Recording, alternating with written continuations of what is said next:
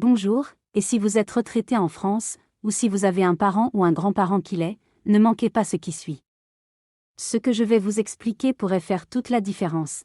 Votre famille traversera sans encombre l'une des périodes les plus difficiles de sa vie, au lieu de se retrouver bloquée pendant des semaines, sans accès à l'argent dont elle a un besoin urgent. Voici une chose à laquelle on ne pense généralement pas avant qu'il ne soit trop tard. Dès qu'une banque est informée d'un décès, le compte bancaire du titulaire est bloqué. Immédiatement. Et je parle bien de tout, le compte courant, parfois les comptes joints, les prélèvements automatiques, les virements permanents, même les paiements automatiques des factures courantes. La plupart des retraités français ignorent tout de cette réalité. Ils supposent que leurs conjoints ou leurs enfants pourront accéder à l'argent le moment venu, pour couvrir les frais d'obsèques, faire vivre le foyer et payer les factures qui, elles, continuent d'arriver après un décès. Mais les choses ne se passent pas ainsi. Et la famille se retrouve souvent désemparée, confuse et financièrement bloquée parfois pendant des semaines au moment précis où elle peut le moins supporter ce stress. La bonne nouvelle, c'est qu'il existe un document simple, souvent gratuit, qui peut considérablement réduire ce problème. La plupart des gens n'en ont jamais entendu parler. Presque personne ne le remplit à l'avance. Dans les prochaines minutes, je vais vous expliquer précisément ce qui arrive à un compte bancaire après un décès, pourquoi cela prend les familles au dépourvu et en quoi consiste ce document afin que votre famille n'ait pas à faire face à un cauchemar financier en plus de son deuil. Avant d'entrer dans le vif du sujet, si ce type d'information pratique et protectrice vous importe, abonnez-vous et activez les notifications. Cette chaîne a pour but de vous assurer, avouer à votre famille, de ne jamais être pris au dépourvu par une situation à laquelle vous auriez pu vous préparer. Entrons maintenant dans le détail. Section 1. Ce qui arrive réellement à un compte bancaire au moment du décès d'une personne. Commençons par la partie que presque personne ne comprend avant de la vivre. Dès qu'une banque en France est officiellement informée d'un décès, généralement par le biais d'un certificat de décès fourni par la famille, un notaire ou parfois directement par la mairie, elle est légalement tenue de bloquer les comptes du défunt. Cela concerne le compte courant, les comptes d'épargne, dans de nombreux cas, les comptes joints, selon leur structure. Concrètement, voici ce que cela signifie. Les prélèvements automatiques pour l'électricité, l'eau, l'assurance ou le loyer peuvent être refusés. Les virements permanents cessent de fonctionner. Toute carte liée à ce compte devient inutilisable. Et surtout, le conjoint survivant ou les membres de la famille ne peuvent souvent pas simplement se rendre à la banque et retirer de l'argent pour couvrir les frais d'obsèques ou les dépenses courantes du ménage, même si le besoin est urgent et évident. C'est un véritable choc pour la plupart des familles, car au quotidien, un compte bancaire semble fonctionner sans problème. On ne se préoccupe pas des mécanismes juridiques qui le sous-tendent jusqu'au moment où ces mécanismes se bloquent soudainement.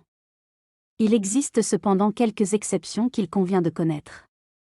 Dans certains cas, une banque peut autoriser un retrait limité directement sur le compte du défunt pour couvrir les frais funéraires, jusqu'à un certain montant, sur présentation de justificatifs spécifiques. On parle alors parfois de « insérer la règle », le montant exact en vigueur concernant les retraits pour frais funéraires, mais ce n'est pas automatique, ce n'est pas garanti dans toutes les banques, et la famille ne pense souvent même pas à le demander, précisément au moment où elle est trop débordée pour réfléchir clairement. Imaginez la situation. Un mari décède. Son épouse doit régler les frais d'obsèques dans les jours qui suivent. Elle se rend à la banque, s'attendant à accéder à leur compte joint comme d'habitude, mais on lui annonce que le compte est bloqué, que certains fonds seront inaccessibles jusqu'à l'avancement de la procédure de succession, et que même l'argent débloqué nécessite des documents spécifiques dont elle n'a jamais entendu parler. Elle se retrouve donc à devoir se frayer un chemin dans un labyrinthe administratif complexe, en plein deuil, simplement parce que personne ne l'a prévenue. C'est précisément la situation que je veux vous aider à éviter. Et cela se complique encore, car la suite dépend souvent d'un élément que la plupart des gens ne préparent jamais correctement, ce qui nous amène à la deuxième partie de ce sujet. Section 2. Pourquoi le processus de succession crée des retards même lorsque rien ne va mal. La deuxième chose que vous devez comprendre, c'est que le déblocage d'un compte gelé n'est généralement pas instantané, même lorsque la situation est parfaitement simple. En France, l'accès au compte d'une personne décédée et la distribution formelle de son patrimoine impliquent généralement une procédure de succession, qui requiert le plus souvent l'intervention d'un notaire, notamment en cas de biens immobiliers, de sommes importantes ou de situations familiales complexes. Le rôle du notaire est d'identifier les héritiers légitimes. Ce n'est qu'une fois cette identification légalement confirmée que les banques peuvent généralement débloquer les fonds au profit des bénéficiaires. Voici le problème, ce processus est long. Parfois, il est rapide. Parfois, il est beaucoup plus long, notamment en présence de plusieurs héritiers, de documents peu clairs ou de toute autre complexité de la situation familiale. Pendant ce temps, les factures continuent d'être payées. Les mensualités du prêt immobilier ou le loyer restent dus. Le conjoint survivant doit continuer à se nourrir, à payer ses factures, à subvenir à ses besoins, alors qu'une part importante des finances du ménage peut être bloquée sur un compte bancaire. C'est ici que je souhaite nuancer une idée reçue. Beaucoup de retraités pensent que, parce qu'ils sont mariés ou que leur compte est techniquement joint, leur conjoint aura automatiquement un accès complet et sans restriction à leurs fonds dès qu'un événement survient. Or, selon la structure du compte et les règles successorales françaises relatives au régime matrimonial, la réalité est plus complexe et moins immédiate qu'on ne le croit. Les règles exactes dépendent de votre situation matrimoniale et financière personnelle. Il est donc important de bien vous renseigner, insérer les directives applicables en matière de régime successoral et de régime matrimonial français, plutôt que de supposer que votre situation fonctionne d'une certaine manière par défaut. Imaginez le stress que cela représente. Vous venez de perdre votre conjoint après 40 ans de vie commune. Vous êtes en deuil. Et à cette douleur s'ajoute le fardeau des appels à la banque, des demandes de documents que vous n'avez pas sous la main, et de la peur sourde et grandissante de ne pas savoir quand ni comment vous pourrez accéder à l'argent dont vous avez besoin. Cette situation est loin d'être rare. Elle arrive constamment à des familles ordinaires, simplement parce que personne ne leur a expliqué la procédure à l'avance. C'est précisément pour cette raison que le document que j'ai mentionné au début de cette vidéo est si important. Car, dans bien des cas, il peut réduire considérablement ce type de retard et de confusion. Restez avec moi, car la partie suivante est véritablement la plus importante de toute cette vidéo, la chose pratique que vous pouvez faire concernant tout ce que je viens de décrire. Section 3. La forme libre qui peut protéger votre famille. Voici ce que presque personne ne sait. Il existe des documents et des procédures juridiques simples, souvent gratuits, conçus spécifiquement pour réduire ce genre de chaos bancaire après un décès, et la plupart des retraités ne les remplissent jamais car ils ignorent tout simplement leur existence. Selon votre situation particulière, cela peut inclure des éléments tels que procuration bancaire, une procuration bancaire établie à l'avance, qui permet à un membre de la famille de confiance d'accéder, de manière limitée, à la gestion de certains comptes dans des circonstances spécifiques. Elle peut également inclure des informations dûment documentées sur la manière dont vos comptes sont détenus, individuellement ou conjointement, et sur le régime matrimonial applicable, ce qui influe directement sur la rapidité avec laquelle le conjoint survivant peut accéder aux fonds. Dans certains cas, une déclaration de succession simplifiée, parfois appelée « déclaration simplifiée de succession », peut être utile. Insert exact official form name, EG, attestation de dévolution successorale force Moller Estate, peut permettre aux héritiers d'accéder plus rapidement à certains fonds sans avoir besoin d'une procédure notariale complète, notamment pour les petites successions inférieures à un certain seuil. Je tiens à être très prudent, car les formulaires, les seuils et les procédures exactes applicables à votre situation dépendent de la valeur du patrimoine, de votre situation matrimoniale, de votre régime matrimonial et du droit successoral français en vigueur, autant d'éléments qui peuvent varier selon votre situation et évoluer. Je ne me risquerai pas à avancer des montants précis en euros ni à affirmer qu'un formulaire spécifique s'applique universellement, car vous fournir des informations erronées pourrait nuire à votre famille au lieu de l'aider. Ce que je peux vous affirmer avec certitude, c'est que ces outils existent, que la plupart des gens n'en ont jamais entendu parler, et qu'il est infiniment plus simple de se renseigner dès maintenant sur ce qui s'applique à votre cas tant qu'il n'y a pas d'urgence, tant que rien ne s'est encore produit, que d'essayer de le faire en pleine crise. Étape d'action.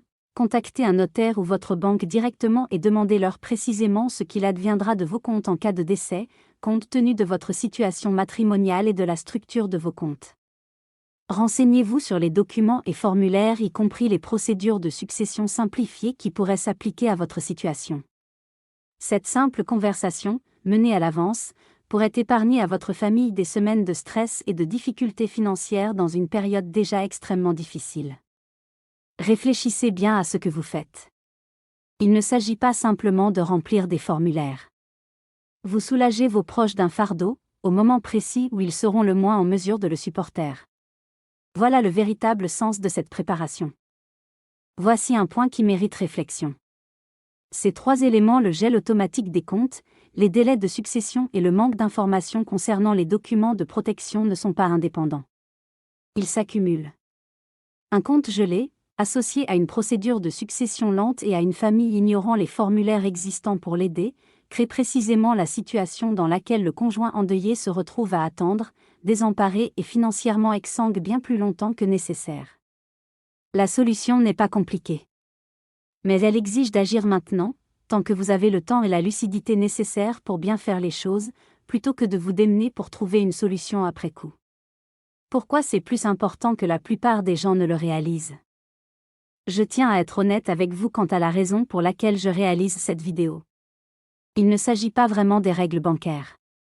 Il s'agit du fait que tant de familles sont prises au dépourvu par une situation qui aurait pu être évitée par une simple conversation, un formulaire ou une visite chez le notaire, effectuée des années à l'avance, en l'absence d'urgence. La plupart des retraités repoussent ce genre de planification car y penser leur paraît désagréable, ou parce qu'ils supposent que tout se réglera de lui-même le moment venu. Or, en réalité, ce ne sont pas les retraités eux-mêmes qui souffrent le plus de ce manque de préparation, mais leurs conjoints, leurs enfants, leurs proches, qui tentent de gérer la situation pendant les semaines les plus difficiles de leur vie, tout en se débattant avec des démarches administratives complexes pour accéder à l'argent qui leur revient de droit. C'est tout à fait évitable. C'est précisément pourquoi j'ai voulu que cette vidéo soit précise, pratique et claire, ni vague, ni alarmiste pour le simple plaisir d'effrayer, mais véritablement utile. Pour des conseils précis et à jour adaptés à votre situation, adressez-vous directement à un notaire ou à votre banque et consultez les documents requis, insérez les directives officielles du gouvernement français ou de l'ordre des notaires concernant les procédures successorales et bancaires, car ces règles peuvent varier en fonction des circonstances individuelles et peuvent être mises à jour au fil du temps. Récapitulons tout cela, car si vous ne devez retenir que quelques points de cette vidéo, que ce soit ceci. D'abord, dès qu'une banque est informée d'un décès, le compte est gelé, y compris souvent les comptes joints, ce qui peut immédiatement perturber le paiement des factures et l'accès aux fonds dont votre famille pourrait avoir un besoin urgent. Deuxième, le déblocage de ces fonds dépend généralement du processus de succession, qui peut prendre du temps, surtout sans documentation appropriée ou sans une compréhension claire de votre régime matrimonial. Troisième, des outils et formulaires juridiques simples, souvent gratuits, permettent de réduire considérablement ce délai, mais presque personne n'en a connaissance avant qu'il ne soit trop tard. Parlez-en dès maintenant à votre notaire ou à votre banque, même s'il n'y a pas d'urgence, afin de savoir exactement ce qui s'applique à votre situation. Voici le principal enseignement de ce que nous avons abordé aujourd'hui, il ne s'agit pas seulement de paperasse. Il s'agit de protéger vos proches d'un stress inutile pendant la période la plus difficile de leur vie.